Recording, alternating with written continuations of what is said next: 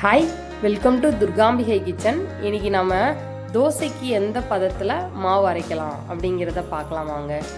இன்றைக்கி நம்ம அரை உலக்கு அப்படின்னு சொல்கிற இதையும் கால் உலக்குன்னு சொல்லுவோம், அதில் பாதி இருக்கும்.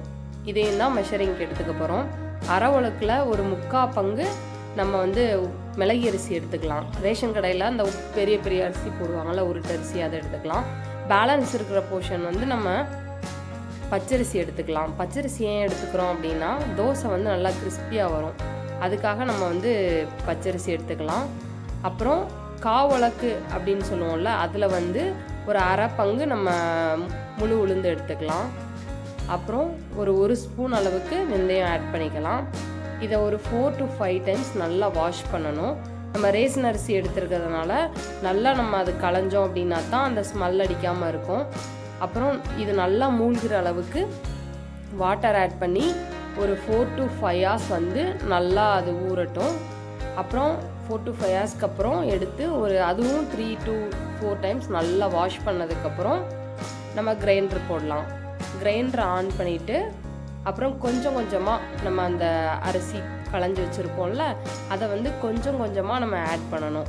ஒரே டைமில் ஆட் பண்ணோன்னா அது சரியாக ஓடாது. அதனால் கொஞ்சம் கொஞ்சமாக ஆட் பண்ணதுக்கப்புறம் என்ன பண்ணணுன்னா லைட்டாக தண்ணி தெளித்து ஆட் பண்ணணும். அப்புறம் கலந்து விடணும் கரெக்டாக. எந்தெந்த இடத்துலலாம் அது கொஞ்சம் கட்டியாக இருக்கோ அதெல்லாம் தண்ணி தெளித்து நம்ம அரைக்கும் போது அது சரியாக வந்துடும். கொஞ்சம் ரொம்ப தண்ணி தெளிச்சிடக்கூடாது. ரொம்ப தண்ணி ஊற்றிக்கிட்டோம் அப்படின்னா மாவு ரொம்ப தண்ணி ஆகிடும். அப்புறம் அப்பப்போ நம்ம எடுத்து எவ்வளோ அரைஞ்சிருக்குன்னு சொல்லிட்டு கொஞ்சம் கொஞ்சமாக அதை சைடில் உள்ளதெல்லாம் வலிச்சு விட்டு திருப்பி கொஞ்சம் நேரம் கழித்து நம்ம என்னன்னு சொல்லி செக் பண்ணி பார்க்கணும். இதோட பேட்டர் எப்படி இருக்கணும் அப்படின்னா நல்லா மாவு நல்லா அரைஞ்சி நைஸாக இருக்கணும். அதுதான் பேட்டர். இது நல்லா நைஸாக அரைப்பட்டுருச்சு. இப்போ எடுத்து ஒரு பாத்திரத்தில் ஓடிட்டு இருக்கும் போதே நம்ம மாற்றிக்கலாம். ஏன்னா அது கரெக்டாக இருக்கும். நம்ம எடுத்துகிட்டு மாற்றுறதுக்கும் ஓடிட்டே இருக்கும்போதே வேறு பாத்திரத்துக்கு மாற்றுறதுக்கும் நல்லாவே வித்தியாசம் இருக்குது. அதுனா கொஞ்சம் வலிச்சு எடுக்கிற மாதிரி இருக்கும். இது கரெக்டாக இருக்கும் நம்ம எடுத்து கரெக்டாக போடுறதுக்கு. அப்புறம் என்னென்னா, இப்போ ஓடிட்டு இருக்கும்போதே கொஞ்சமாக தண்ணி விட்டு நம்ம அதை நல்லா ஒரு 75% நம்ம நல்லா அந்த கிரைண்டரை நம்ம க்ளீன் பண்ணிடலாம்.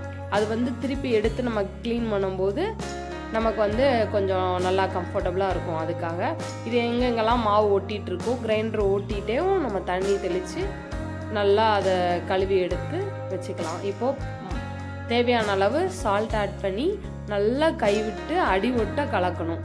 நல்லா அந்த மாவு எல்லா இடத்துலையும் அந்த உப்பு நல்லா சேரணும். நல்லா அதை இது பண்ணிட்டு இப்போ மார்னிங் நம்ம அரைச்சிருக்கோம்னா நைட்டு தோசை ஊற்ற கரெக்டாக இருக்கும். நைட்டு அரைச்சோன்னா மார்னிங் தோசை ஊற்ற கரெக்டாக இருக்கும். நான் மார்னிங் அரைச்சேன். இப்போ நைட்டு நல்லா எவ்வளோ புளிச்சு ரெடியாக இருக்குது தோசை ஊற்றுறதுக்கு. அதை நல்லாவே கலந்துக்கலாம். நல்லா கலந்து இப்போ ரொம்ப தண்ணியாக்கிடக்கூடாது. இந்த மாதிரி பதத்தில் கொஞ்சம் கெட்டி பதத்தில் இருந்தால் கூட தோசைக்கு நல்லா வரும். இப்போ அடுப்பில் தோசைக்கல் போட்டுக்கலாம். தோசைக்கல் நல்லா சூடானதுக்கப்புறம் லைட்டாக தண்ணி தெளித்து ஒரு காட்டன் துணி வச்சு நல்லா தொடச்சி எடுத்ததுக்கப்புறம் ஒரு கரண்டி மாவு எடுத்து நல்லா சுற்றணும் அப்படின்னா நல்லா வரும். சிம்மில் வச்சு சுற்றணும். ஹையில் வச்சு சுற்றிட்டோன்னா மாவு ஒட்டி ஒட்டி வந்துடும். அப்புறம் மாவு நல்லா சுற்றினதுக்கப்புறம் கொஞ்சம் மீடியம் ஃப்ளேமில் கொஞ்சம் ஏற்றி வச்சுட்டு நல்லாவே தாராளமாக நெய் ஆட் பண்ணிக்கலாம். நெய் நல்லா ஆட் பண்ணோன்னா நல்லா அதோட டேஸ்ட் நல்லா இருக்கும். அப்புறம் மேலே உள்ள மாவெல்லாம் கொஞ்சம் தோசை கரண்டி வச்சு நல்லா ஸ்ப்ரெட் பண்ணி விட்டோம் அப்படின்னா அது கொஞ்சம் ஈவனாக நமக்கு குக்காகி வரும். அப்புறம் என்னென்னா சைடில் ஓரத்துலேருந்து தான் ஃபஸ்ட்டு எடுக்கணும். தோசைக்கு ஓரத்தில் நல்லா எடுத்து வந்துருச்சு அப்படின்னா உள்ளே நல்லாவே வந்துடும். நல்லா வந்துருச்சு அப்படின்னா அதை அப்படியே திருப்பி போட வேணாம். அப்படியே பேப்பர் ரோஸ்ட் மாதிரி நல்லா சூப்பராக கிறிஸ்பியான தோசை ரெடி ஆகிடும். இதுக்கு தக்காளி சட்னி, தேங்காய் சட்னி இது ரெண்டுமே வச்சு சர்வ் பண்ணோம் அப்படின்னா ரொம்ப சூப்பராக இருக்கும். இது ரேஷன் அரிசியில் பண்ண தோசைனே சொல்ல முடியாது. கடையில் வாங்கின அரிசி மாதிரி தான் இருக்கும்.